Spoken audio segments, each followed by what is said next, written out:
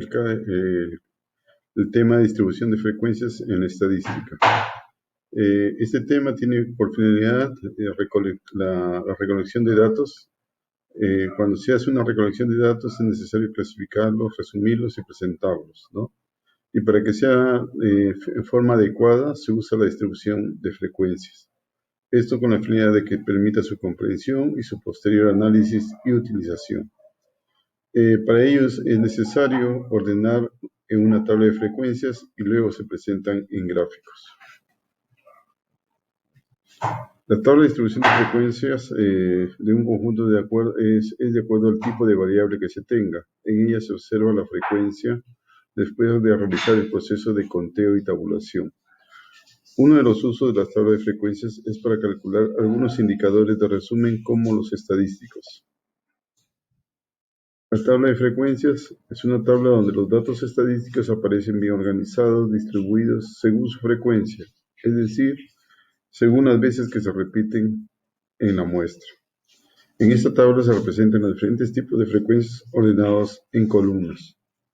Por ello, la tabla de frecuencias es una herramienta que permite la realización de los gráficos o diagramas estadísticos de una forma más fácil.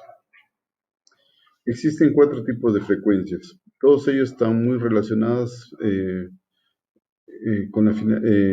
para su cálculo, ¿no? Tenemos la frecuencia absoluta, luego la frecuencia relativa, y luego viene la frecuencia absoluta acumulada y la frecuencia relativa acumulada. La frecuencia absoluta es el número de veces que un dato se repite dentro de un conjunto de datos. Generalmente se representa como f sub i, donde la i corresponde al número de datos. La forma de obtener la frecuencia absoluta no es otra que contando las veces que aparece el dato en el conjunto de datos. La suma de frecuencias absolutas corresponde al número total de datos representados por la letra n. Luego tenemos la frecuencia relativa. En cuanto a la frecuencia relativa de un dato, es el número que se repite ese dato en relación al número total de datos. O en otras palabras, es la proporción de veces que aparece ese dato con respecto al total. Se representa como n sub i, siendo la i el número de datos, y se calcula dividiendo la frecuencia absoluta por cada dato entre el número total de datos.